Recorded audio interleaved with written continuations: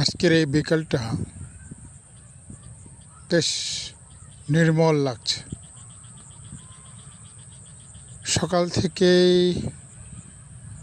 মেঘের ডাকাডাকি, মেঘলা আকাশ, মাঝে মাঝে গুড়ি গুড়ি বৃষ্টি, আবার রৌদ্র, ঝিরঝিরে বাতাস, ভালোই লাগছিল। আবার দুপুরের পর থেকেই একটানা বৃষ্টি। সব কিছু মিলে প্রকৃতির চারপাশটা খুব নির্মল, পরিষ্কার লাগছে। গাছপালা, পাতাগুলো, ঠান্ডা হাওয়া লাগছে গায়ে। জ্যৈষ্ঠ মাসের প্রথম দিকে মনে হচ্ছে এবার বর্ষাটা শুরু হয়ে গেল। যদিও গ্রীষ্মকাল, আম কাঁঠালের মৌ গন্ধে চারপাশ মুখরিত থাকার কথা, হচ্ছেও তাই। তবে এখনও বাজারে আম কাঁঠালগুলো সেভাবে নামেনি, দামটাও একটু চড়া। আবার এরকম একটা গ্রীষ্মকালীন সময়ে উত্তরবঙ্গে, বিশেষ করে শেরপুর, নেত্রকোনা,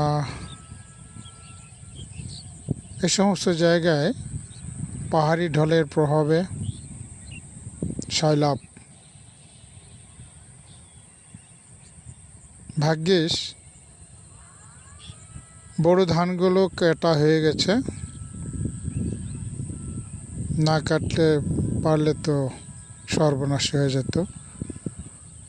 এখন সর্বনাশের ভিতরে যেটা হয়েছে, ধান শুকানো যায়নি, খড়গুলো শুকানো যায়নি, বাড়িঘরগুলো অগোছালো, আর ভিতরেই এই হঠাৎ বন্যা। আবার শুনছি মাইকিংও করেছে যে ফারাক্কার বাঁধ ছেড়ে দিবে,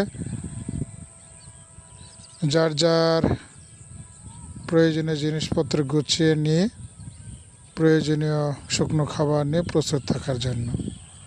শুনেছি আমাদের শেরপুর ঝিনাইগাতি এলাকায়।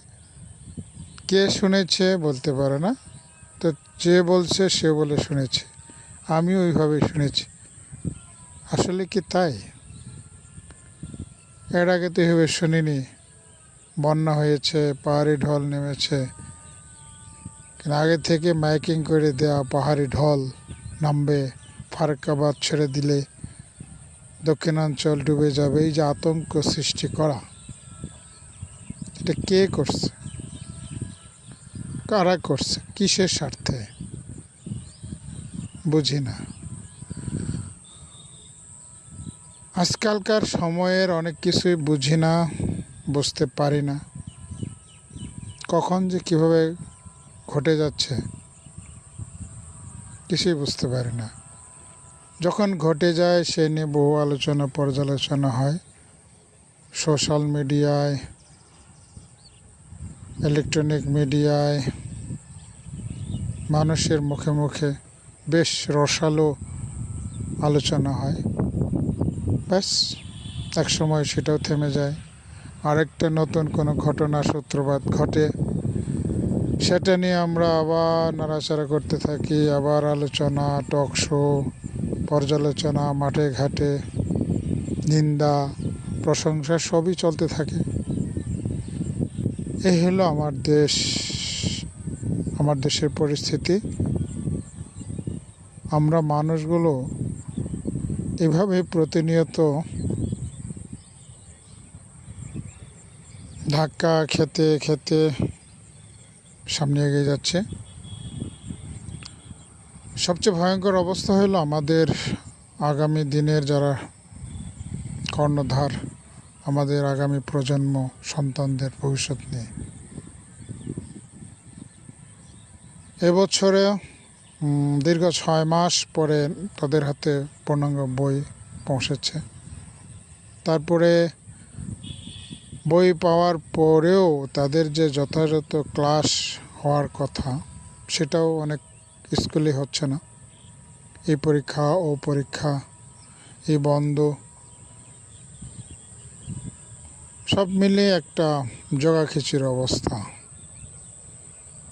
এর ভিতরে গদির ওপর বসে পড়ার মতো Android phone, Facebook, Messenger, TikTok, YouTube, এই সমস্ত কিছুতে তারা আসক্ত হয়ে যাচ্ছে, থামানো যাচ্ছে না কিছুতেই।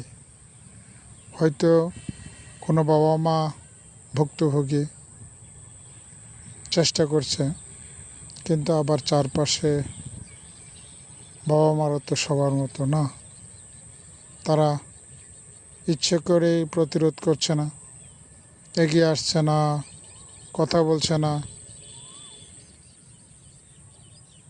মধ্যে থেকে সম্ভাবনাময়ী সন্তানগুলো নষ্ট হয়ে যাচ্ছে।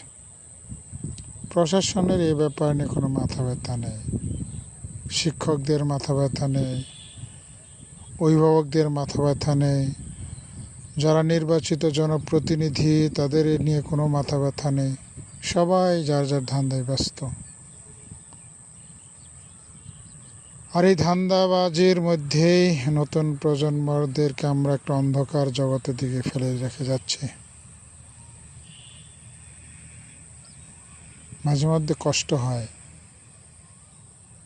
এত স্বপ্ন, এত আকাঙ্ক্ষা নিয়ে যাদেরকে পৃথিবীতে আনলাম, তাদেরকে বোধহয় মানুষ হওয়ার যে কাজটা, মানুষ করার যে কাজটা, সুন্দর একটা মন দিয়ে গড়ে তোলার যে কাজটা, সেটা মনে আর সম্পন্ন করা যাবে না, পারবো না। ইচ্ছা থাকলেও পারছি না।